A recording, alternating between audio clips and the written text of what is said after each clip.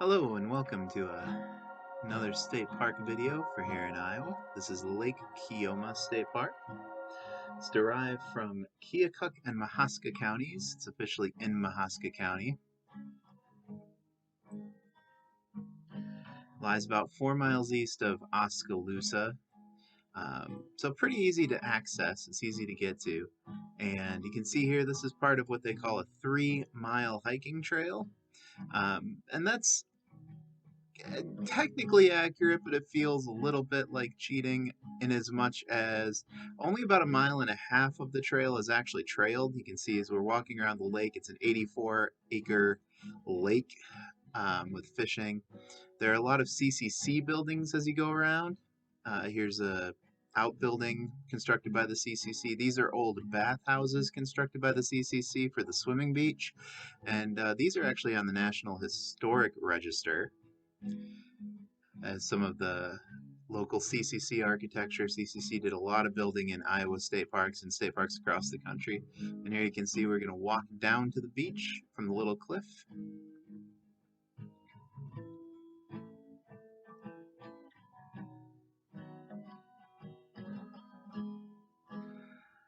And as you can see, the beach is not necessarily in the greatest shape.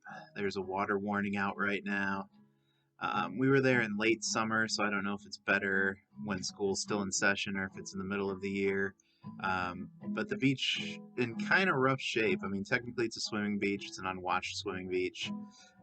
So that is an option for recreation there, but the lake itself looked like it's in a little bit of rough shape too. So this is a park that was constructed largely in the 1930s. It was dedicated in 1934. Here you can see the lodge, which was also built by the CCC. We couldn't get really close to the lodge or into the lodge today. There was an event going on. It is a lodge that you can register and reserve and hold events. People hold weddings and similar out there. And here we are back on the trail around the lake. You'll see there's actually a really good amount of vegetation, some different vegetation. There's a few pokeberries and a few rocks in the pathway. I have the suspicion that this was once a graveled or at least lightly stoned pathway, probably many, many, many years ago. But the vegetation grows in very thick in the forest on this side of the lake, and this is actually a really pretty walk. And you can see some of the trees, some of the creeping vines, the Virginia creeper. That's an invasive species. It kills off trees, but it is increasingly prominent. There are benches. They're very low, which is interesting. Possibly also CCC built, or probably more likely a little bit later.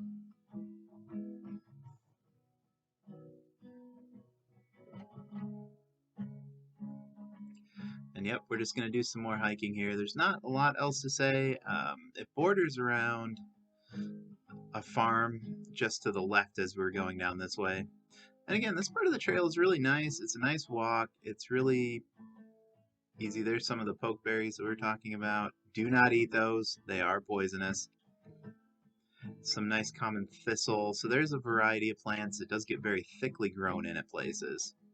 Here's the little bridge crossing the stream that was dammed up to help create the lake. And you can barely see it in this, although it does jump at one point. There are fish in there. There are frogs. This is one of the best places to find bullfrogs around the state. You can see how grown in some of the vegetation is getting. There's a bench getting buried that has probably been there for a while. And here you can see some of the fields once you get around the turn, as I'd call it.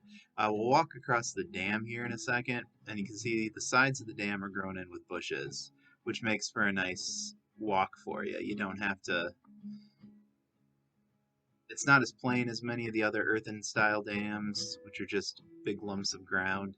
Here's the spillway, also on the National Historic Register. You can see the little bridge across it.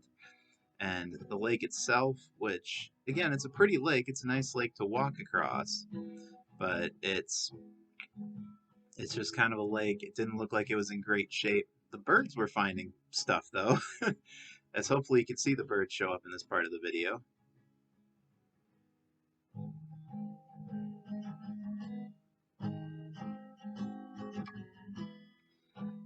And here you can see a still of the lake. And now there's not going to be much more walking in this video because on this side of the lake, it's all people's backyards. You're literally walking through people's backyards. There's little posts that say, here's the state park boundary, but it's not pathed out like a trail or anything like that.